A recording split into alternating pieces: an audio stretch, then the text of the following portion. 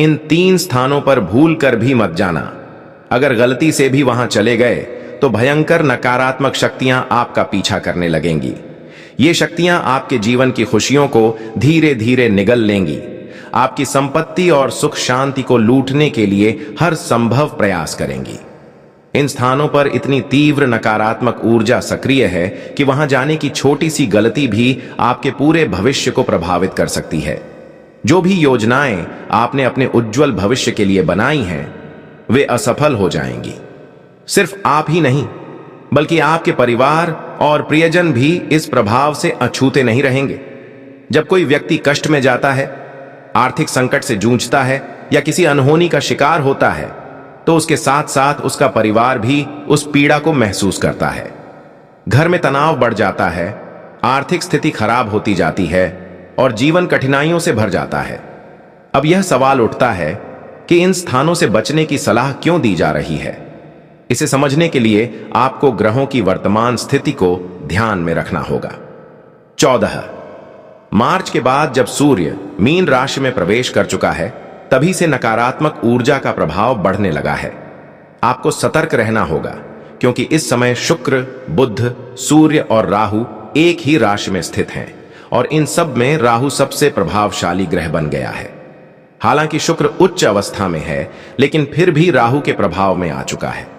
राहु एक राक्षसी ग्रह है और यह इतना शक्तिशाली है कि सूर्य देवता तक को ग्रहण लगा देता है। इसीलिए यह मत सोचिए कि सूर्य सबसे बड़ा ग्रह है, इसलिए उस पर कोई प्रभाव नहीं पड़ेगा। राहु सूर्य पर भी अपना प्रभाव डालता है, तो फिर आम इंसान की बात ही क्या। मार्च के शेष दिनों में नकारात्मक ऊर्जा अपने चरम पर होगी। इसका मतलब यह नहीं कि हर व्यक्ति परेशान रहेगा, बल्कि कुछ लोग इस दौरान तरक्की भी करेंगे। जिनके विचार, कर्म और निर्णय सही होंगे, वे इस समय का लाभ उठा सकते हैं। लेकिन जो गलतियां करेंगे, उन्हें राहु की सजा भुगतनी पड़ेगी। राहु का प्रभाव सीधा होता है। अगर यह किसी के खिलाफ होता है तो उसे कोई नहीं बचा सकता, और यदि यह किसी के पक्ष में हो जाए तो कोई उसे हरा नहीं सकता। आने वाले 10 से 15 दिनों तक आपको राहु के प्रभाव से गुजरना होगा।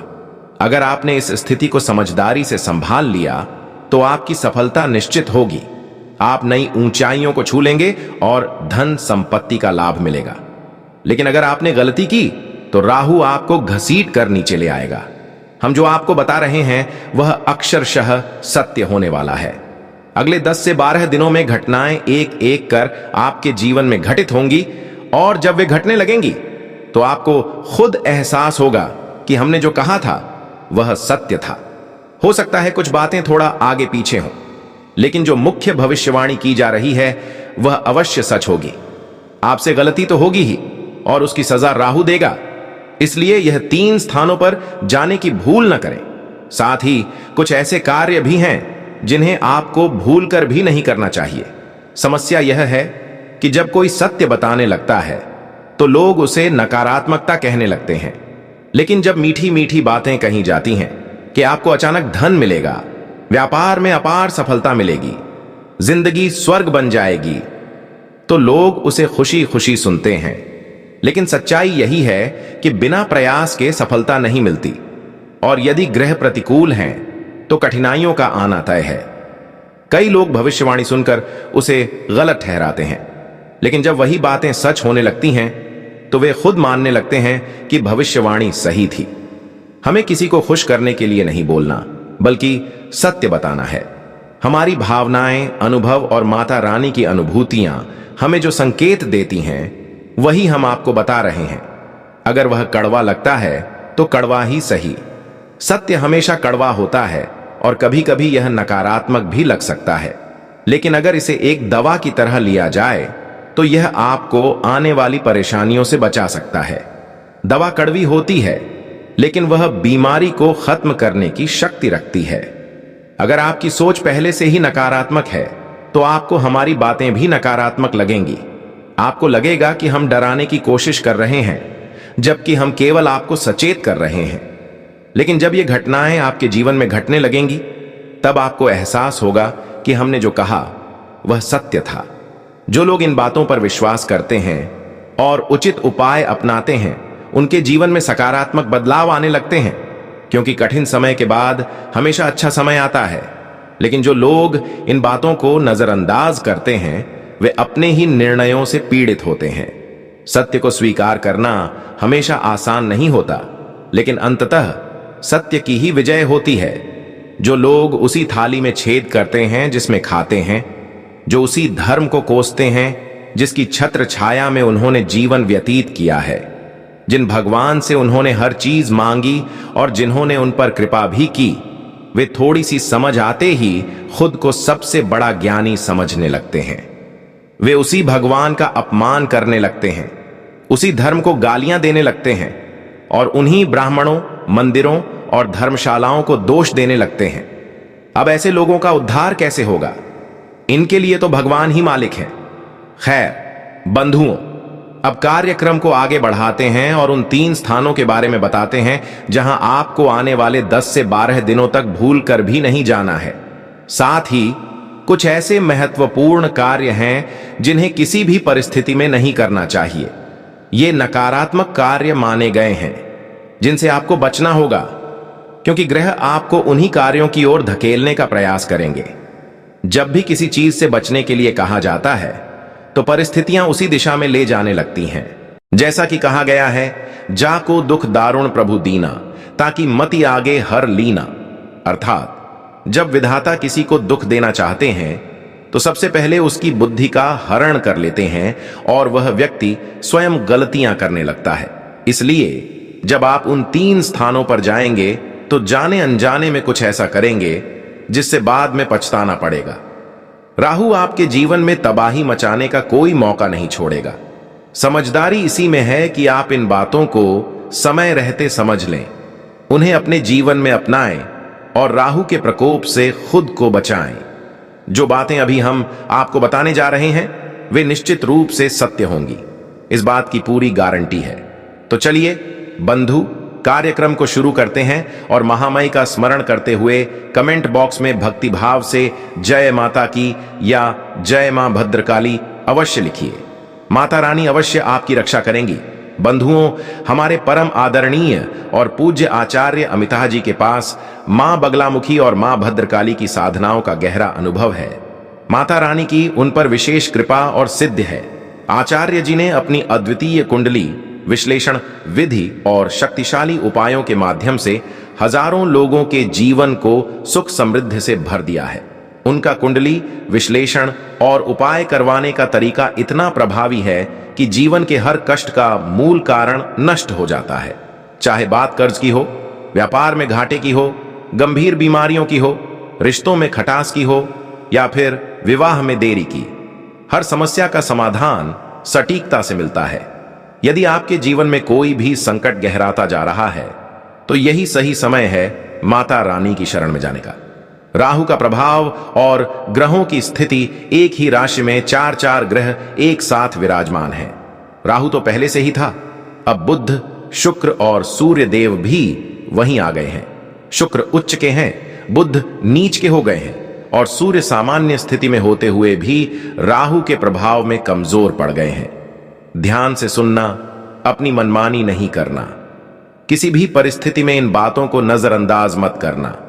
यह गहरी और बारीक बातें हैं जिन्हें समझना हर किसी के बस की बात नहीं होती। कई बार सत्य इतना स्पष्ट होता है कि वह सुनने में अटपटा लगता है। राहु के सामने सूर्य तक की चमक फीकी पड़ जाती है तो सामान्य इंसान की क्या स्थिति होगी। सूर्य के कमजोर पड़ने से नौकरी पेशा लोगों के लिए बहुत अधिक अड़चनें और संघर्ष उत्पन्न होंगे। नौकरी में परेशानियां आएंगी, मेहनत कई गुना बढ़ जाएगी, ओवर टाइम करना पड़ेगा और छुट्टियों के बावजूद काम से छुटकारा नहीं मिलेगा। इसके अलावा उच्च अधिकारियों से टकराव की संभावना बन रही है। कार्यस्थल पर लोग पीठ पीछे आपकी निंदा करेंगे, आपकी चुगलियां करेंगे, षड्यंत्र रचेंगे और आपको मानसिक रूप से कमजोर करने की कोशिश करेंगे। शारीरिक रूप से भी यह समय कठिन रहेगा। काम के दबाव के कारण थकान, तनाव और मानसिक दबाव बना रहेगा। नौकरी करने वालों के लिए यह बिल्कुल भी अनुकूल समय नहीं है।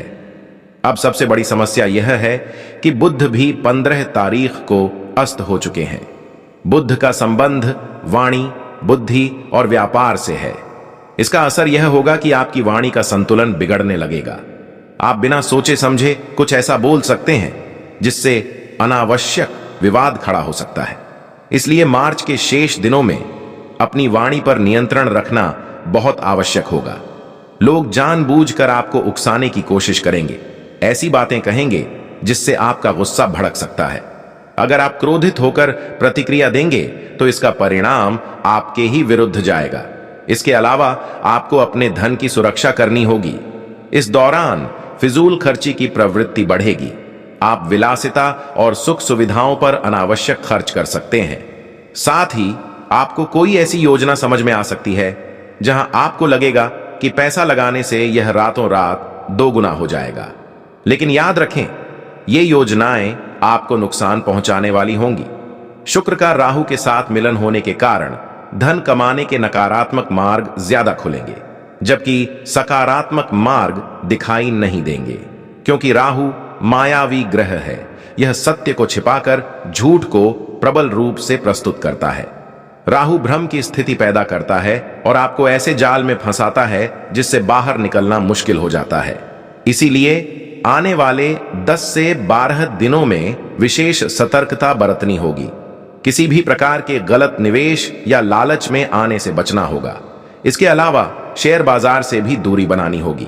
सट्टेबाजी और जुए से हमेशा दूरी बनाए रखें, यह तो गलत है ही, लेकिन इसके अलावा भी कुछ ऐसे कार्य हैं जिनसे सावधान रहना अत्यंत आवश्यक है। ब्याज और कमीशन के व्यवसाय में भी पूरी सतर्कता रखनी होगी, क्योंकि इसमें नुकसान की संभावना अधिक है। यदि पैसे का निवेश करना ही है तो सोच समझकर करें। बिना सोचे समझे किसी की भी सलाह को मान लेना सही नहीं होगा। केवल अपनी बुद्धि और विवेक के अनुसार निर्णय लें, यही सबसे महत्वपूर्ण है। अब कुछ ऐसी जरूरी बातें हैं जिनका ध्यान रखना अत्यंत आवश्यक है। कुछ ऐसे कार्य हैं जो आपको नहीं करने चाहिए। पहला, वाहन चलाने में लापरवाही नहीं करनी है। मार्च के महीने में जितने भी दिन शेष हैं, पूरे समय वाहन सावधानी पूर्वक चलाना है। दूसरा, काले और नीले रंग की कोई भी वस्तु किसी से मुफ्त में नहीं लेनी है। यदि कोई उपहार या गिफ्ट देता है तो उसे स्वीकार करने से बचें। तीसरा, किसी को परफ्यूम नहीं देना है। वर्तमान समय में परफ्यूम देने का प्रचलन है। जन्मदिन, पार्टी, त्योहारों पर इसे उपहार में दिया जाता है, लेकिन यह आपके लिए अत्यंत नकारात्मक प्रभाव डाल सकता है। इसके अलावा धार्मिक वस्तुएं किसी को दान करने से बचें। लोग अक्सर गीता या अन्य धार्मिक ग्रंथ उपहार स्वरूप देते हैं, लेकिन यह उचित नहीं है। मंदिर के बाहर सफेद वस्तुओं का दान नहीं करना चाहिए। मंदिर प्रांगण में दान करना श्रेष्ठ रहेगा, लेकिन मंदिर से बाहर आटा, चावल, नमक, शक्कर आदि का दान करने से बचें। कुछ लोग यह कह सकते हैं कि मंदिर में दान करने की सलाह इसलिए दी जाती है क्योंकि वहां से कुछ लोगों का व्यवसाय चलता है, लेकिन यह सत्य नहीं है। हर मंदिर समान नहीं होता, हर स्थान पर एक जैसी निष्ठा नहीं होती, लेकिन धर्म का सम्मान करना आवश्यक है। धर्म से जुड़े लोग भी अपने कार्यों को भगवान के भय से करते हैं। यदि आपका मन किसी कार्य के लिए नहीं मानता तो उसे करने के लिए बाध्य नहीं है, लेकिन जो सत्य है वही बताया जाएगा। आध्यात्मिक दृष्टि से जो उचित है वही कहा जाता है। दुनियादारी और तर्क वितर्क में उलझने का कोई लाभ नहीं है। आपका कर्म ही सबसे महत्वपूर्ण है। इस संसार में हर व्यक्ति अकेला आया है और अकेला ही जाएगा। अपने कर्मों के संस्कार लेकर आता है और अगले जन्म के लिए नए कर्म बंधनों को साथ लेकर जाता है। इसलिए अपने कर्मों पर ध्यान दें और अधिक दुनियादारी में न उलझें। यदि आपको सफेद रंग की वस्तु का दान करना ही है तो केवल मंदिर में करें। आटा, चावल, नमक, शक्कर जैसी वस्तुएं मंदिर में अर्पित करने से शुक्र मजबूत होगा और इससे जीवन में बहुत अधिक लाभ प्राप्त होगा। यह उपाय अवश्य करना चाहिए। एक बहुत ही शक्तिशाली उपाय भी बताया जाएगा जो भोलेनाथ के आशीर्वाद से 21 दिनों तक किया जाना चाहिए। यदि इस उपाय को पूरी श्रद्धा के साथ किया जाए तो 21 दिनों के भीतर पैसा स्वयं चलकर आपके घर आएगा। यह उपाय अत्यंत प्रभावी है और कई बार आजमाया गया है। इस उपाय से दुर्भाग्यशाली और परेशान लोग भी अपने जीवन की कठिनाइयों से बाहर निकलने में सफल हुए हैं। इस उपाय को जानने के लिए कार्यक्रम के अंत तक बने रहें। अब तक हमने आवश्यक सावधानियों के बारे में बता दिया है। अब 3 स्थानों के बारे में चर्चा करते हैं। पहला, भीड़ भाड़ वाले स्थानों पर नहीं जाना चाहिए। चाहे वह धार्मिक भीड़ हो, कोई पंडाल हो, कोई पूजा पाठ या तीर्थ स्थल हो, यदि वहां अत्यधिक भीड़ है तो उससे बचें। ऐसे स्थानों पर राहु अत्यधिक सक्रिय होता है। जहां भीड़ होती है वहां शोर शराबा बढ़ता है और नकारात्मक ऊर्जा अपना प्रभाव दिखाना शुरू कर देती है। जैसे ही कोई नकारात्मक घटना वहां घटित होती है, राहु तुरंत प्रभाव डालता है और बड़ी दुर्घटनाएं हो जाती हैं। यदि आप ऐसे स्थानों पर चले गए तो वहां की नकारात्मक ऊर्जा आपके साथ घर आ सकती है। कई बार लोगों को वर्षों तक इस बात का आभास भी नहीं होता कि वे नकारात्मक ऊर्जा के प्रभाव में आ चुके हैं। जब व्यापार डूब जाता है, लाखों का कर्ज हो जाता है, तब जाकर समझ आता है कि जीवन में कुछ गलत हो रहा है। दूसरा, एकांत स्थानों से बचना चाहिए। सुनसान इलाके, श्मशान घाट, खासकर जहां चिताएं जलाई जाती हैं, वहां जाने से बचें। ग्रामीण क्षेत्रों में ऐसी जगहें अधिक होती हैं जहां किसी निश्चित स्थान पर दाह संस्कार नहीं किया जाता, बल्कि खेतों या सुनसान स्थानों पर यह क्रिया की जाती है। ऐसे स्थानों पर नकारात्मक ऊर्जाएं अत्यधिक सक्रिय रहती हैं। तीसरा, कुछ विशेष वृक्षों के पास नहीं जाना चाहिए। पीपल, बरगद, बबूल, कीकर और नीम के पेड़ यदि सुनसान स्थान पर स्थित हैं तो वहां जाने से बचें। इन वृक्षों में विभिन्न प्रकार की ऊर्जाएं निवास करती हैं। देवत्व की शक्तियों के साथ साथ नकारात्मक ऊर्जाएं, प्रेतात्माएं और पिशाच शक्तियां भी इन स्थानों पर वास कर सकती हैं। कीकर का वही वृक्ष था जिस पर संत तुलसीदास जी ने जल अर्पित कर दिया था। उन्होंने सहज भाव से जल चढ़ाया और उसी जल से वहां रहने वाला प्रेत प्रसन्न हो गया।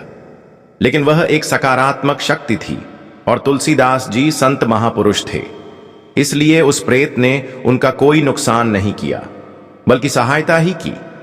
लेकिन यह भी संभव है कि कोई नकारात्मक आत्मा हो, कोई घातक शक्ति हो, और हम तुलसीदास जी जैसे संत नहीं हैं। ऐसे में अगर हमारी थोड़ी सी भी कमजोरी सामने आ जाए तो वह नकारात्मक शक्ति पूरी तरह हावी हो सकती है और जीवन में बड़ी परेशानियां खड़ी कर सकती है।